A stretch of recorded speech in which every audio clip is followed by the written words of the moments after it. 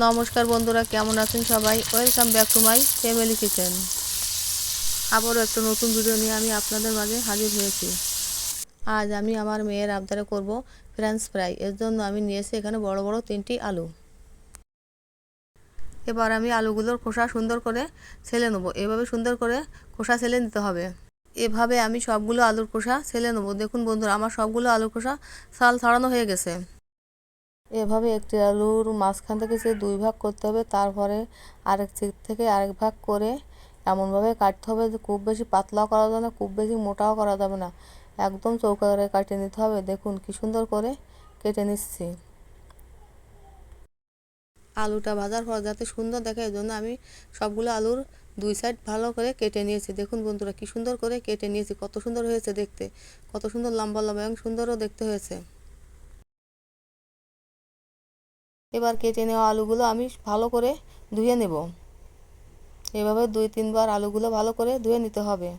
বন্ধুরা, French fry কার না খেতে ভালো লাগে? ছোট বড় সকলেই ফ্রেঞ্চ ফ্রাইটা খেতে খুবই পছন্দ করে। বন্ধুরা, আমার আলুগুলো দেওয়া হয়ে গেছে। এবার কড়াইতে জল দেবো আলুগুলো সিদ্ধ করার জন্য।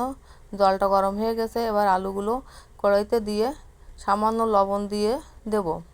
আলুটা সিদ্ধ করার সময় লবণ দিতে হবে যাতে লবণটা আলুর ভিতর ভালো করে ঢুকে যায়। এবার আমি একটা ঢাকনা চাপা দিয়ে ঢেকে দেবো 20 মিনিটের জন্য।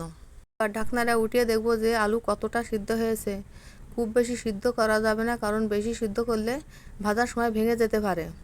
এখন বন্ধুরা, আমার আলুগুলো সিদ্ধ হয়ে গেছে। এবার সিদ্ধ করা আলুগুলো একটা জালিতে ঢেলে জল ঝরিয়ে নেব এবং যতক্ষণ না পর্যন্ত ঠান্ডা হবে ততক্ষণ অপেক্ষা করব। আমার আলুগুলো ঠান্ডা হয়ে গেছে। এবার একটা পাত্রে ঢেলে নিয়ে তাতে সামান্য কর্নফ্লাওয়ার মাখিয়ে নেব।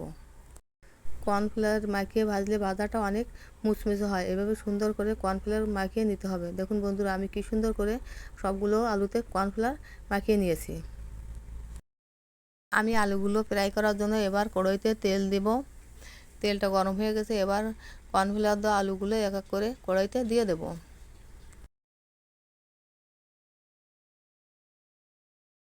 দেখুন বন্ধুরা, ফ্রেঞ্চ ফ্রাইগুলো কি সুন্দর ফুলে উঠেছে। এবার আমি একটা খুন্তি দিয়ে হালকা নেড়ে চেড়ে বাদামি করে ভেজে নেব।